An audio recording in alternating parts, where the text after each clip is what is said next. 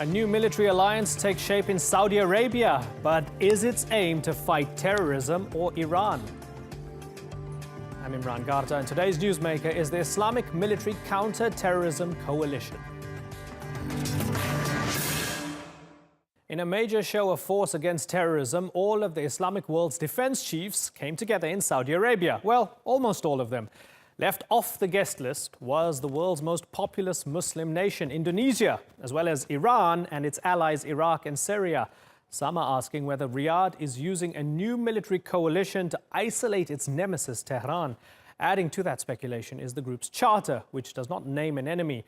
When the alliance was first announced in 2015, the Saudi Crown Prince at the time called for cooperation in the fight against Daesh. But since then, the terror group's strongholds have been recaptured and its fighters scattered. So, who's the target now? I'll ask that question to our panel in a moment, but first, here's Sandra Gatman.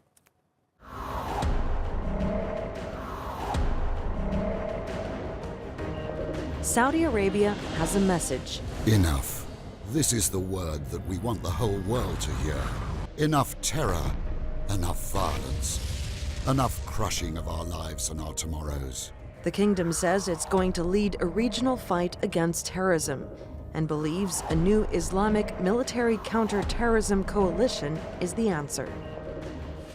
Last week, its members met for the first time, 2 years after Mohammed bin Salman founded the alliance while he was defense minister. Now, as Saudi Arabia's crown prince, Mohammed bin Salman says he's responding to repeated Western calls for the region to take a stand against extremism. And he even has the backing of the Arab League. The thinking, the ideological thinking, the educational system, the economic, the social, this is a comprehensive approach to get rid of terrorism, and definitely such an alliance that was announced by Saudi Arabia is very much welcomed. The Islamic Military Counter-Terrorism Coalition says it will foster political, financial, and military cooperation between its 41 members. They include Egypt, the UAE, Bahrain, Afghanistan, Uganda, Somalia, Lebanon, Libya, Yemen, and Turkey. But not every regional player was invited. Iran and its allies, Syria and Iraq, were left out. Qatar, which has been isolated by Saudi Arabia and its allies over alleged ties to terrorism, did not attend, despite being a member. Critics say there's an obvious exclusion of Saudi Arabia's enemies, something the coalition denies. I've mentioned it a number of times, and I'll say it clearly. This coalition is against terrorism. It is not against any country, sect, or religion. But with Daesh all but defeated in Iraq and Syria, who will the alliance target next? Some of its members have different views on groups like Egypt's Muslim Brotherhood, Lebanon's Hezbollah, and the Palestinian group Hamas.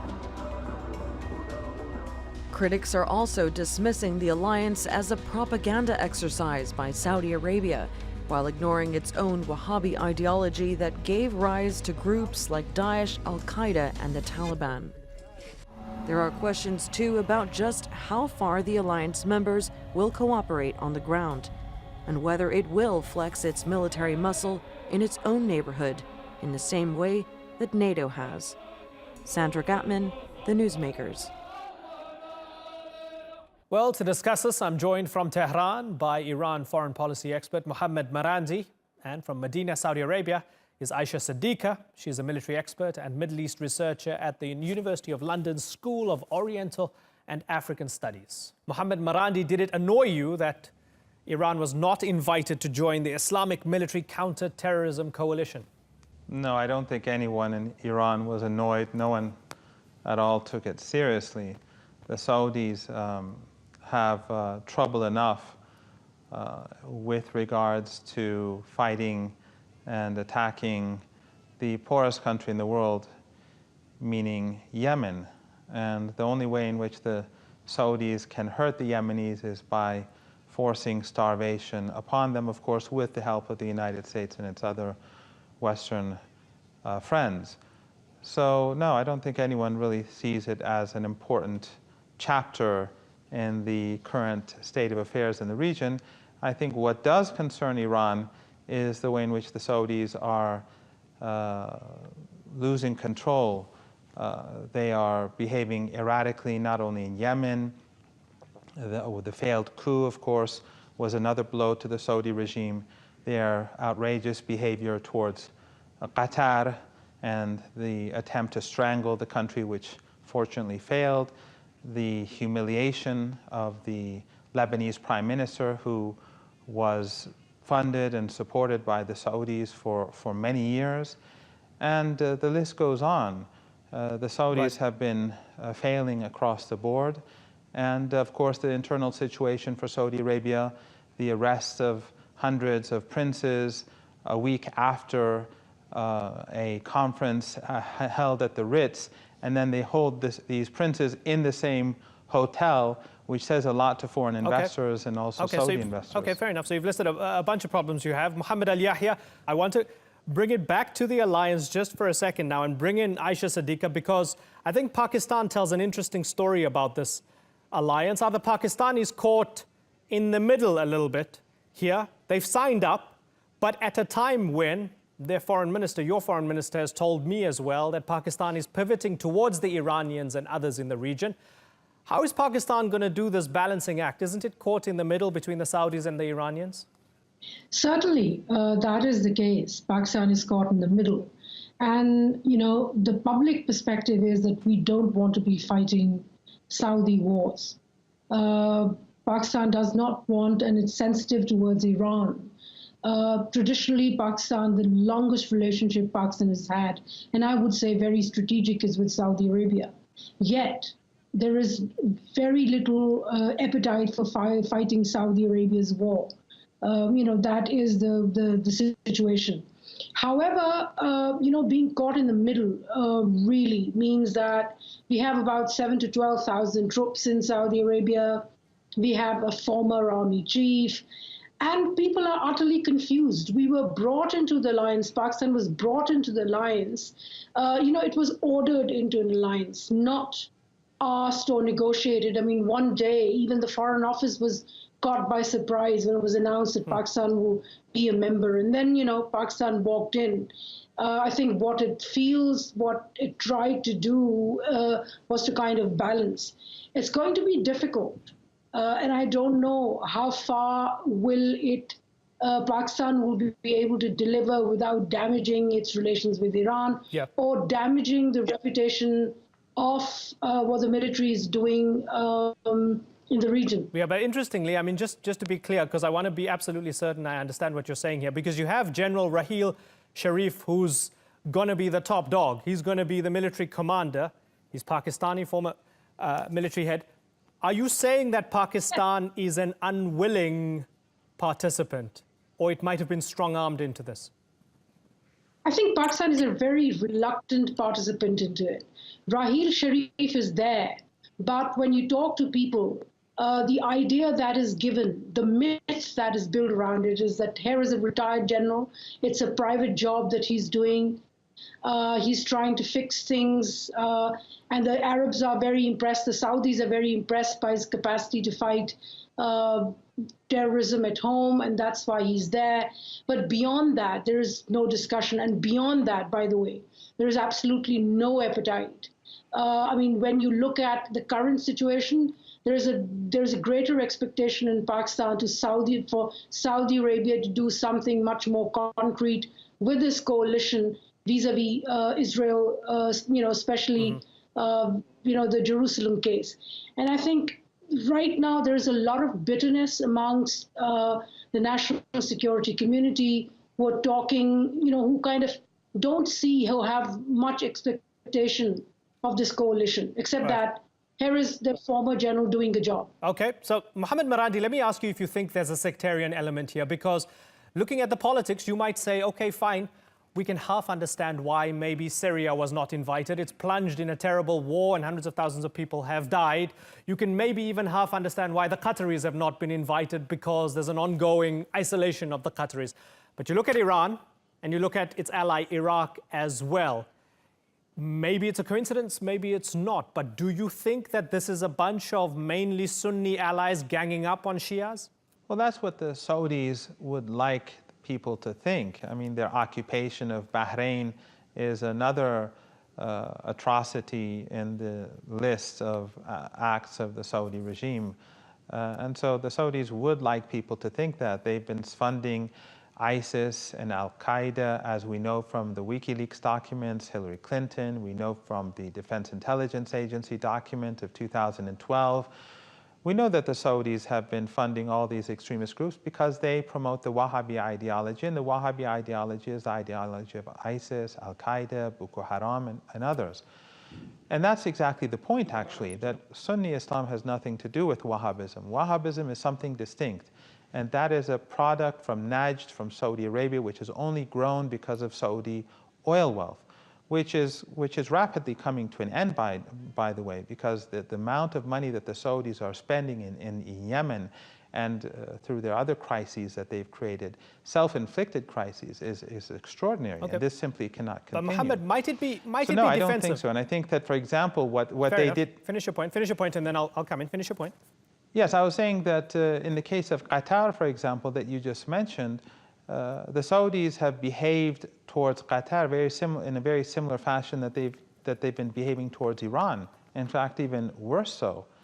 And the starvation that they're imposing on the people of Yemen. And of course, Ansarullah, the reason why they're so successful against the Saudis is because they have popular support.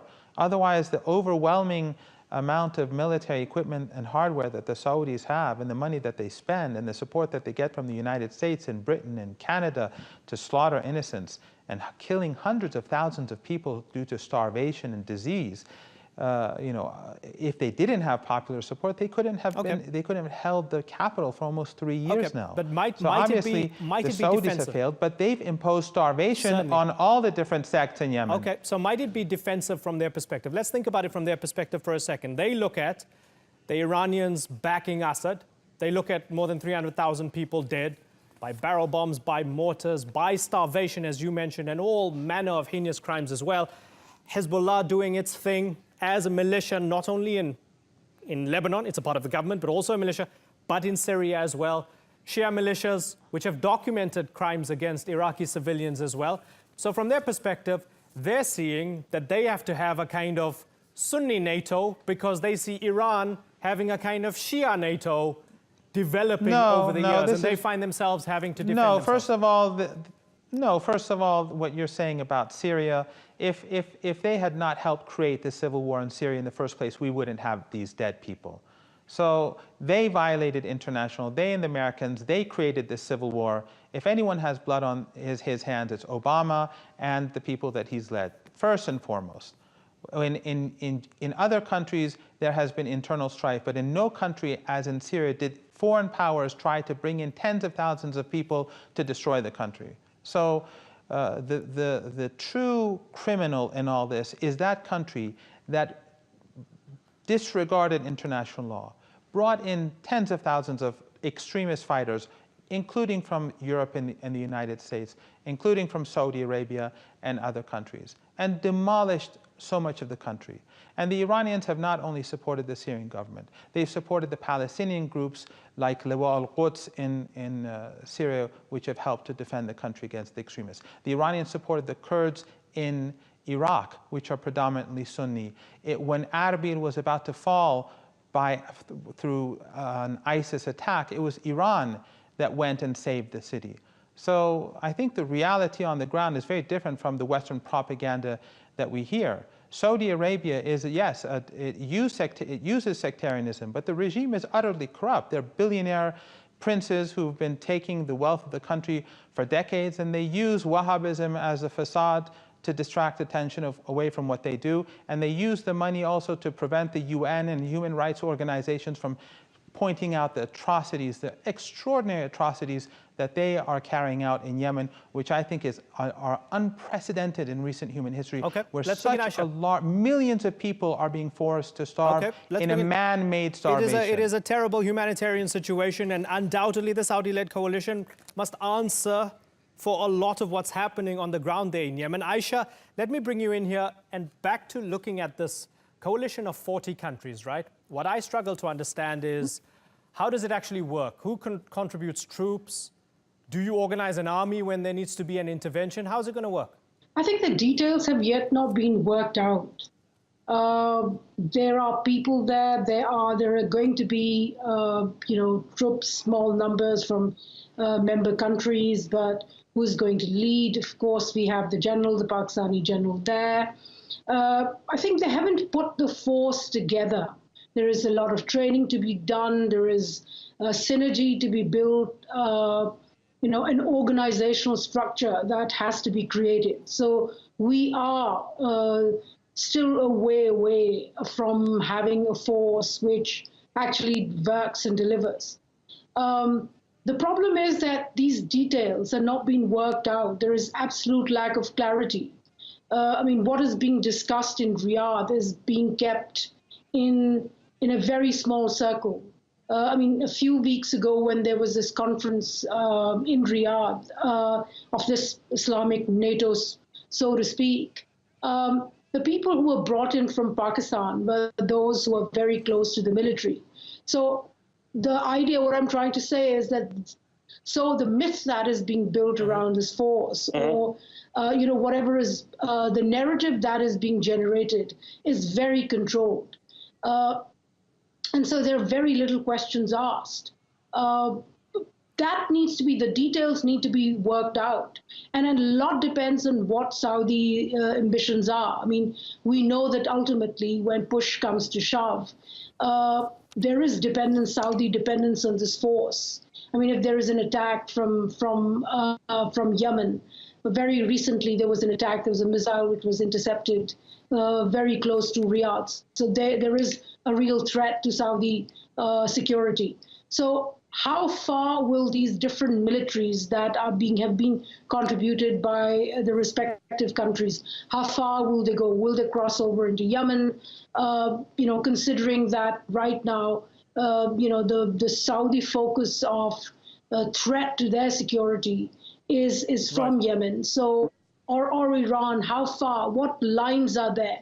Who's willing to cross those right. lines? There's a lot of gray areas. Mohammed Marandi, would Iran be upset with countries that they have decent bilateral agreements with and a decent sort of diplomatic connection with, who have signed up to be a part of the 40 countries? Does it complicate their business with them? Well, I don't think many of these countries are seriously a part of this. I just returned from Turkey, and the mood in Turkey is very hostile towards Saudi Arabia and the United Arab Emirates. And the fact that the Saudis have been almost completely silent and indifferent to what has just happened with Jerusalem or Al-Quds and the effective annexation by the city through a decree from Trump, the mood in Turkey is not at all favorable towards Saudi Arabia. And that indeed is a question that I think should be asked, and that is that the Saudis have purchased so much weaponry, and they've been massacring so many people in Yemen, occupying Bahrain, trying to strangle Qatar. What are they going to do for Palestine? What are they going to do for the Palestinians? What are they going to do about Jerusalem? These are questions. If it is such a powerful country, if it's interested in Sunni Islam, if it's interested in the Arabs, then what is it going to do about Palestine? Why is it so close to the Israeli regime behind the scenes? So no, I don't think that this alliance is a serious alliance at all. I don't think it is important. I think the real questions that the Saudis have to ask themselves is that how long do they think that their regime is going to last by carrying out all these different acts and losing across the board? Well, let's get the Saudi perspective from Manama by Muhammad Al-Yahya. He's a Middle East fellow at the Atlantic Council, an American think tank focusing on international affairs. Muhammad, I'm glad you listened to the conversation. I know you've got a lot to say. On the one hand, we've had skepticism, I guess, from the Pakistani perspective, and downright dismissiveness from the Iranian perspective. They say Saudi Arabia is covering up its crimes, it's promoting sectarianism. This won't work. What do you have to say to that? When it comes to understanding what the coalition sets out to achieve, I think the other guests didn't understand exactly what the mandate is. This isn't a coalition built to fight a conventional war with Iran. Pakistan is not going to be put in a position where it has to choose sides or anything like that. If this were a coalition to counter Iran, countries like Oman or Malaysia or Turkey or Qatar for that matter, and these countries have either good relations with Iran or very neutral relations with Iran, these people wouldn't be part of a coalition like this. Now, the question as to whether Iran should be in the coalition or not is very simple. Iran's foreign policy is hinged in many ways on supporting terrorist groups. Now, Iranians will come back and say that Hezbollah, for example, is not designated by the Iranians as a terrorist group, that the dozens of Shia militias in Iraq that it supports are not terrorist groups, that the Afghanis and Pakistanis, the Fatimiyun and Zainabiyun in Syria that it's sending are not terrorist groups. But there's an even bigger problem here, which is that Iran is a main state sponsor of Sunni terrorism. There are countless examples of Iran providing material support to Al-Qaeda. Take, for example, the 2000 USS Cole bombing. A court in the United States made it very clear that Iran was implicated in creating Al-Qaeda in Yemen, founding Al-Qaeda in Yemen, cultivating Al-Qaeda in Yemen. So it's not just support for the Houthis in Yemen. And contrary to what your guest mentioned, the Houthis actually have zero support, zero grassroots support beyond their own constituency in Yemen, and that is their constituency in Sa'da. So when you come to look at the Islamic coalition, not including Iran, it's very simple. The Al-Qaeda agents that are in Iran today are like Hamza bin Laden. There are people like Abu Khair al-Masri, Saif al-Adl. Saif al-Adl made the call for the 1996 Riyadh bombings from Tehran. It's been reported that in 2014 there was a prisoner swap deal whereby Al-Qaeda in Yemen released an Iranian diplomat in exchange for these harbored Iranian terrorists in Iran. But the reports also say that Saif al-Adl remains in Iran so let me until ask you today. This. Okay, fair enough. And Iran wants to be just to add one Hold thing. If Iran would like to be part of a coalition like this, it should show confidence-building measures. Okay. At least be transparent. Where is fair Saif al-Adl? Where is Hamza bin Laden? Let me then ask you about their neighbor. Abu Mus'ab al-Zarqawi was in Iran, and the Jordanians were asking for his extradition for years, and the Iranians didn't. And they have an argument that the current CIA documents in the United States show it. Primarily, it's because Iran is supporting Al-Qaeda. Okay, and they have an argument that Saudi Arabia, if not directly supports Al-Qaeda and other Salafi jihadi groups, it provides the ideological fountain for everything that transpires after that. That's their argument. Let me then ask you a separate question, and it will be my final question because I have to move on. What about the Iraqis? If the very foundation of this organization was fighting Daesh, no country was hit harder than Iraq when you look at what Daesh has done in the region. Yes, they're a fragile state. Yes, they've had some sectarian militias that have committed atrocities. But Iraq has been battered by Daesh. Half of their country was almost swallowed up by Daesh. Yet the Saudi-led coalition has not invited them to be a part of the 40-nation country. Why? Is it because they're led by Shias? It's not because they're led by Shias. First of all, we have to differentiate between the Saudis' bilateral relationship with Iraq and the politics of this Islamic coalition. Saudi bilateral relations with Iraq have improved to a great extent recently. The idea of institutionalizing the Hashd al-Sha'bi, removing the IRGC's direct influence over these groups, and there are several of these groups within the Hashd al-Sha'bi that are as barbaric as ISIS. Take Abu Azrail, for example, of the Imam Ali brigades. This is somebody who hung an alleged ISIS fighter above a bonfire and started cutting him up like a kebab. There is no difference between the barbarism of some of the elements within the Hashd al-Sha'bi and ISIS. The idea is to institutionalize the Hashd al-Sha'bi, to make it an Iraqi force that is not supported by the IRGC, that's not manipulated by the IRGC, and to that end, Saudi-Iraqi bilateral relationship and Iraq's relationship with the Gulf is focused on supporting that. You know, what needs to happen in Iraq is that the state has to have a monopoly on the use of force, needs to be able to control its borders. This is something the Iranians don't want. the Iranians benefit from being able to use the Iraqi border to transfer weapons, cash, and advisors to Hezbollah via Iraq and via Syria.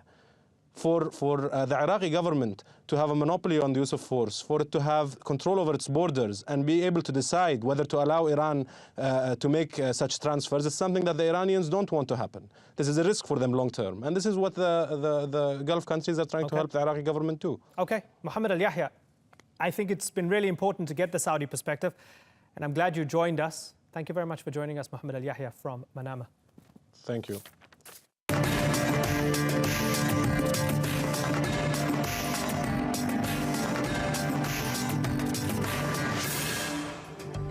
Still ahead on the Newsmakers, it's been called kleptocracy at its worst. How will Malaysia's corruption scandal affect the ruling party's chances in the next election? And the 1% now owns more than half the world's wealth. A leading economist tells us why.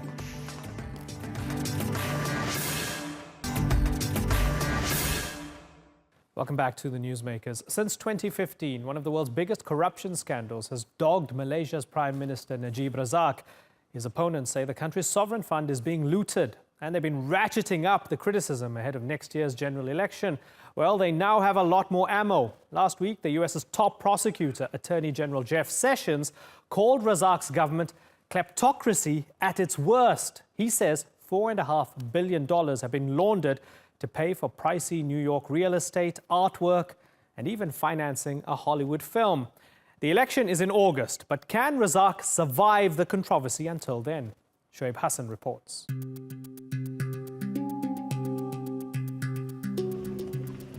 It's one of the largest corruption scandals ever to engulf Southeast Asian politics.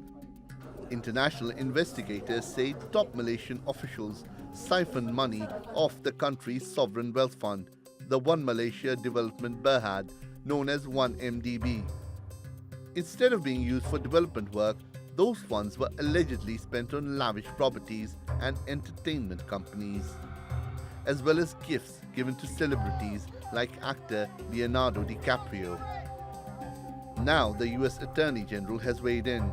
Officials allegedly laundered more than $4.5 billion in funds through a complex series of opaque transactions and fraudulent shell companies with bank accounts in countries ranging from Switzerland to Singapore, Luxembourg, and the United States.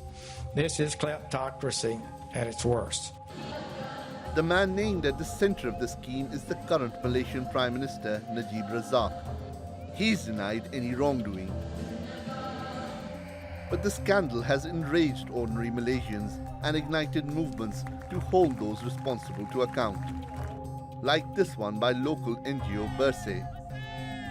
We have planted the seed where people actually start to ask, what is MDB scandal all about? Why is it that we are questioning the Prime Minister having 2.6 billion ringgit in his personal account and doesn't need to even account for it? Najib's government has responded by arresting activists like Abdullah and also cracking down on domestic press coverage of the issue. It also dismissed Malaysian officials investigating the allegations and has recently declared that all charges against the Prime Minister are unfounded. But that's only lent more impetus to the campaign, and it's been strengthened after the country's longest-serving Prime Minister and Najib Razak's former mentor joined in the call for him to step down. Kalaupun kerajaan tangkap orang itu ini apa semua, dia tidak akan menjejaskan semangat rakyat untuk membuang Najib Tun Razak kerana dia mencuri duit. Mohammed says he's willing to join forces with the party of another former protege, Anwar Ibrahim. As the pressure intensifies, Najib Razak is expected to call snap elections any week now. So will the waves from this corruption scandal be big enough to sweep the ruling party from power? Shoaib Hassan, the Newsmakers. Well, joining me now from Singapore is O.I. Sun. He's the former political secretary to Prime Minister Najib Razak. In Kuala Lumpur, we have Mukhriz Mahathir. He's a leader in the opposition coalition and the son of former Prime Minister Mahathir Mohamad. And also in Malaysia's capital is Rafizi Ramli. He's an opposition MP with Anwar Ibrahim's People Justice Party and the co-founder of the whistleblowing organization, Now, gentlemen, I'm going to begin by asking you all the same simple question. I'll start with you, Owaisan. Is Malaysia's State Development Fund corrupt? Well, I think internationally there have been a lot of investigations into the goings of these various funds, and I think various jurisdictions have reached conclusions, namely positively in their opinion. There are certainly things which are not quite according to the normal rules in terms of transfers of funds and various matters. Within Malaysia, however, I think we have the Attorney General's chambers insisting that no criminal matters have been unearthed. And unfortunately, we do live in a system whereby the sovereignty of nations are respected, and as such, you could hardly do anything in Malaysia. Okay, so we're going to come back to the question of sovereignty and what the Americans and the Justice Department are doing in a moment or two, but let me go to Mukhriz. Mukhriz, is 1MDB, that sovereign fund, is it corrupt? Very clearly so, because we've never seen anything of such scale. Mr. O just now mentioned that the Attorney General had cleared 1MDB of any wrongdoing, but at the same time, the Attorney General himself was appointed by the Prime Minister after the previous one was supposedly fallen ill, which the person in fact denies. So there seems to be something definitely that's afoot. Rafizi, is it corrupt? Absolutely. We have had bankers who were convicted in Singapore. We have cases ongoing in different jurisdictions in the United States, in Switzerland, and even in Malaysia, as much as Premiers Najib have full control of the state apparatus. But everyone understands that we are taking an economic hit because of the massive bailout of the unaccounted funds, because of the corruption that happens around 1MDB funds. Okay, so it's absolutely... Certainly. Okay, so Rafizi, when the Anti-Corruption Commission carries out these high-profile arrests of people they allege are corrupt, isn't that a good thing? Doesn't it show that they're doing something about it? Well, I think that's very much just trying to go for the small fishes, for the small criminals, just to build up some confidence that they are doing something. But as far as the public is concerned, the biggest elephant in the room is 1MDB that involves the Prime Minister. Unless and until something is taken, some actions and some explanation, it's not going to work. Okay. Mukhriz, Najib says this is political sabotage. Quote, political sabotage from your party, from your father, former Prime Minister Mahathir Mohamad. What do you say to that?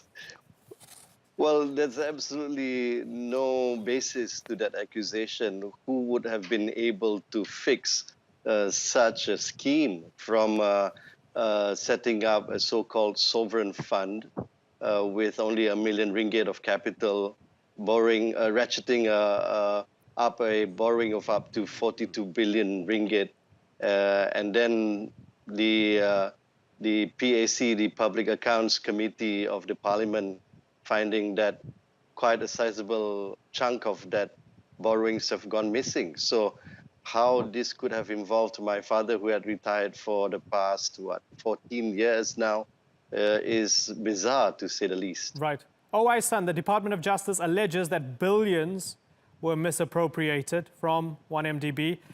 The Wall Street Journal has a paper trail, they say, that says about $700 million from the fund are connected to Prime Minister Najib's personal bank accounts.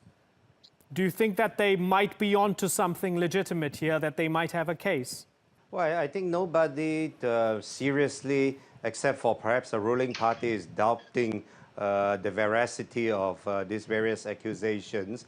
But I think the whole point is it wouldn't make a lot of political inroads as to the Malaysian political scene, because those people who do, shall we say, have confidence in such allegations they are mostly the more educated urban elites.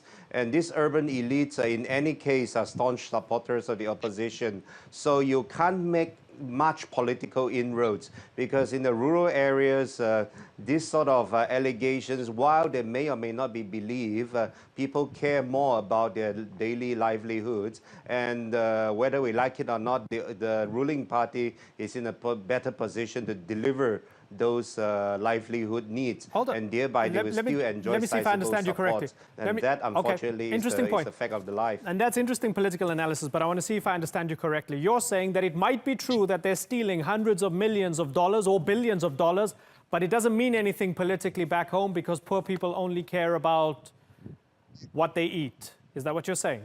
Oh yeah, because we have a very wide gap in terms of our wealth distribution. For the more unfortunate lot, which happens to be the majority of Malaysians, of course you would need to improve your livelihoods. Unfortunately, our political system is set up in such a way that the ruling party is in a better position to deliver those needs, albeit only for a short-term or medium-term basis.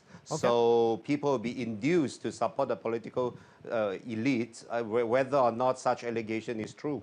Okay, so Rafizi, that's fascinating, right? You guys are campaigning against corruption. You're trying to use this for political leverage. Guess what? Isan says it doesn't matter because you're not going to dent the political capital that the ruling party has come the next elections because it doesn't matter to the average voter. Well, I think that's the kind of mistake that Najib is going to make as well, thinking that the average folk does not care or does not understand. Well, you know what? There's a big difference now between the previous corruption scandals in the country because it coincided with very sluggish economic situation, especially for the middle class and working class, so much so that people are really suffering from stagnated wages, from inflation, and people can attribute a lot of changes under Premier Najib as far as the abolishment of subsidy, the failure to control inflation. All these are attributed to 1MDB because state funds had to be used to cover up for the financial burden. So while they might not talk too much in the context of 1MDB, the financial scandal, they understand the money that has been siphoned away does have an impact on their livelihood. And I think they will show it at the ballot box. Yeah, and it's going to be interesting to see when that election actually happens, which one of you is right. Mukhriz, let me ask you about what's going on in the US. So on the one hand, you have the Department of Justice, Jeff Sessions, going after the Malaysians, using very colorful terminology as well. And we're talking about billions of dollars, and the DOJ seems to be extremely confident. On the other hand, you have Donald Trump saying, hey, Mr. Prime Minister, welcome. Thank you for the investments, and having a photo op with him. Does it twist your insides when that happens? Oh my gosh, I think the whole country is, they just can't accept this situation that we're in at the moment when we have one part of the US government represented by the DOJ, Jeff Sessions being the Attorney General, being very clear in explaining what's happened with 1MDB, the amounts of money that has been siphoned out into the US market, buying all this property and such. And at the same time, the Malaysian government actually saying that this is not from 1MDB, therefore, even if the Attorney General obtains these monies, Malaysia should not be accepting it because they claim it's not ours. It's really bizarre. And what is even more baffling is Najib's offer to Donald Trump that he would use the pension fund, which is our hard-earned money actually, to invest in infrastructure projects in the US, amounting to tens of billions of dollars. So it's really quite surreal actually, if I should say. And none of us can accept this. Isan, does the fact that the US president seems to have Najib Razak's back mean that he's in the clear here no matter what happens with the DOJ? Oh, I think Najib Razak is not only in the clear of the current U.S. president, I think he's in the clear of the U.S. rival, namely China, and various other parties around the world. You see, the fact of the life is diplomacy. It's sometimes very contradictory when it comes to being compared to domestic politics. Domestically, there are a lot of opposition to Mr. Najib, granted. Internationally, he has positioned himself successfully, at least to the US and to the West, as somebody who is moderately Muslim and, been held up as a role model for a lot of failed states to emulate. On the other hand, in terms of China, for example, he's, welcoming a lot of Chinese investments, and the Chinese are, of course, very happy about that. So he has put himself in a very enviable position of being well-liked by both the US and China, and that is not easy to achieve. Right. Rafizi, last year Time magazine listed Malaysia the second most corrupt nation in the world after North Korea. Now, after everything we've spoken about, you would accept that that was a bit below the belt, right? That's a bit of an exaggeration, isn't it, Rafizi? I think as an insult and below the belt for us Malaysians, but I think quite aptly for Najib, considering that Malaysia is a lot more mainstream as far as nations are concerned. But I think what the public is even more angry over the last 1 year is that that kind of labeling and what the rest of the world think about Malaysia have begun to really have an impact economically to us. People talk about pride, people talk about we are the laughing stock of the world, and the more and more confirmations or indictments coming from any jurisdictions in the world will further strengthen the anger, and which I hope possibly will translate into public outlash in the next general election. So I think Najib will pay for it dearly in the next general election. Yeah, that's an interesting point. Let me ask you about this, Mukhris, because on the one hand, okay, as an opposition politician, this is a good opportunity when the ruling party is corrupt. Undoubtedly, there's an opportunity to get yourself into office and to point this out, right? So perhaps there's some glee amongst some opposition politicians. But on the other hand, as Rafizi says, when it comes to Malaysia's standing in the world, do you find it embarrassing as a Malaysian that all of this is out in the open and that they might be, and again, these are all allegations, there might be massive corruption to the tune of billions of dollars using your taxpayer money? Well, first of all, I need to clarify that I came from the government. I was first a member of parliament and then a state assemblyman representing the ruling party. It was due to my criticism of the leadership, particularly Najib, was the reason why I was expelled from the party together with the Deputy Prime Minister, who is also the president of my party. And it was not at all intentional that we ended up forming a new party, be part of the opposition coalition to try and overthrow the Barisan Nasional government. You know, it was due to our criticisms internally. And sure, we would like to form a new government that has to be absolutely clean of any form of corruption. And I think this is the aspiration of every single Malaysian that will be going out to vote in GE14. It's been a pleasure having you all on the Newsmakers. Thank you very much for joining us.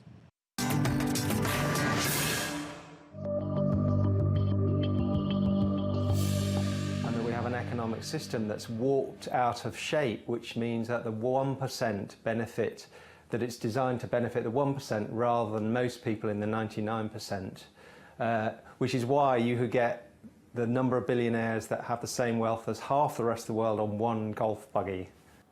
The world's wealth is growing at an increasingly faster pace, and if your bank account isn't showing it, then you're not part of the 1%.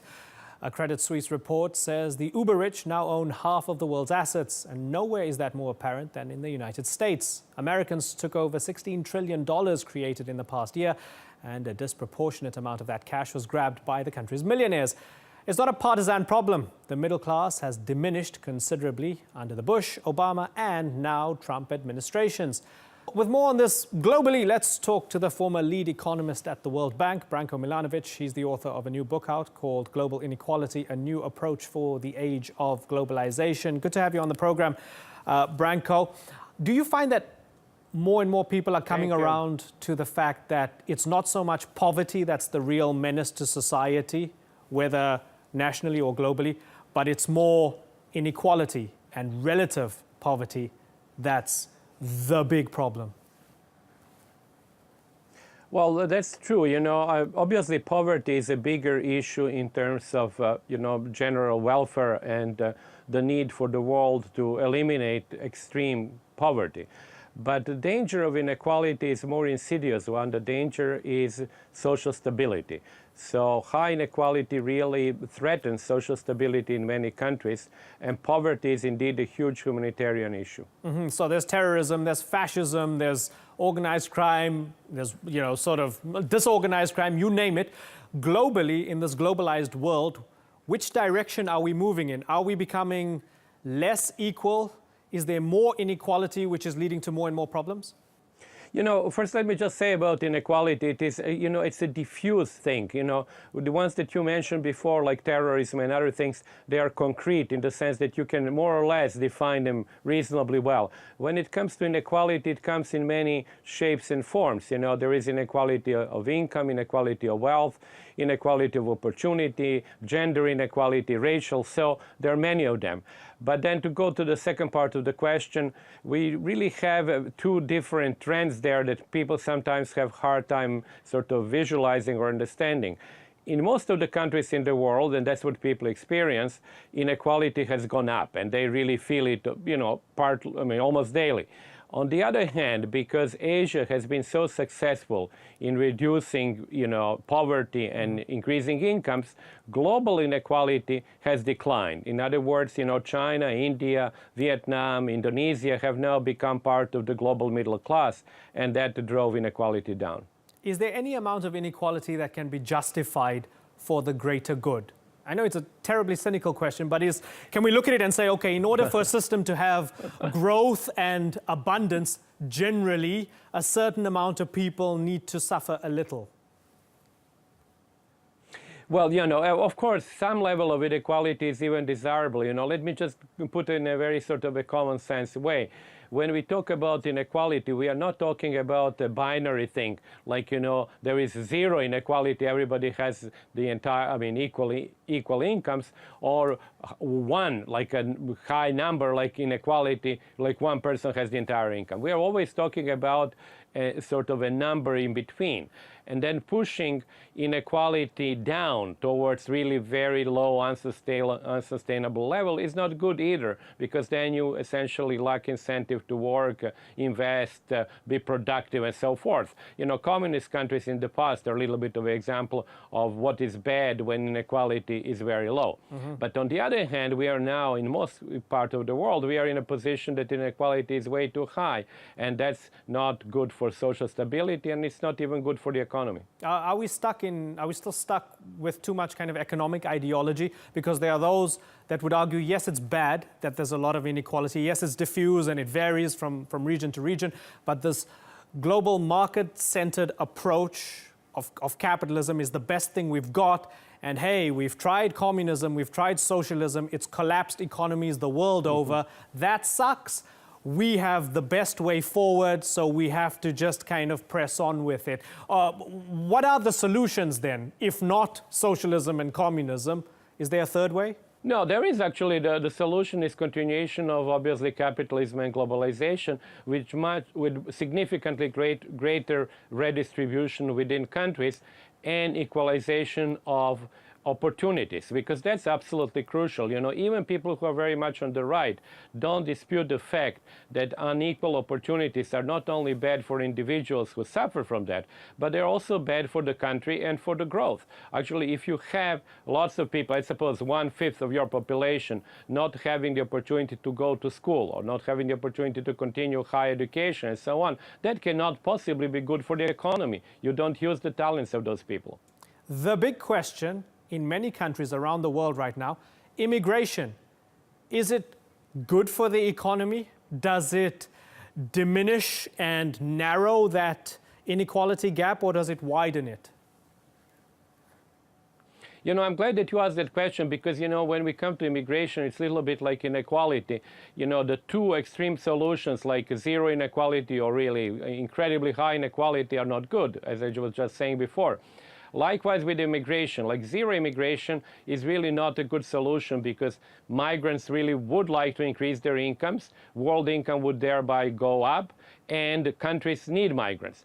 Then on the other hand, full migration, where you would actually theoretically open all the borders, is unsustainable politically. So for migration too, we have to find a middle solution where you would have inflows from poorer countries into richer countries, which would also help richer countries, but you would have to have it in a controlled way. So, you know, we basically have studies that show that immigrants not only are bettering themselves, but very often they have complementary domestic workers who are also benefiting from that. And as somebody who worked within the system, within these sort of transnational organizations, the World Bank, the IMF, and so on, are they on the right track? Do they recognize the right trends? And do they have, I guess, for the cynics out there who would be watching here and think and see them as sort of bloodsuckers, do they have the right intentions when it comes to ending poverty or reducing inequality? You know, I left the World Bank 5 years ago. I'm now with the Graduate Center of the City University of New York, so I can perhaps more freely speak of what I think of both the IMF and the World Bank.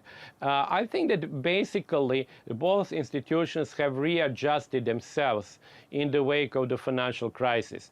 That's very obvious for the IMF, that has actually spearheaded in many respects new and very original and good studies about inequality. Now, the issue is whether that change of heart, which happens at the research department, both in the IMF and the World Bank, would actually percolate down to their policies. And I think that's a big issue. And we see some good signs, but certainly there's still very kind of old-fashioned approaches that date back to the Washington Consensus, which generally has been discredited. So I think these two institutions are in the process of change. You've been a fascinating guest to speak to. Branko Milanovic, thank you very much for joining us on the Newsmakers.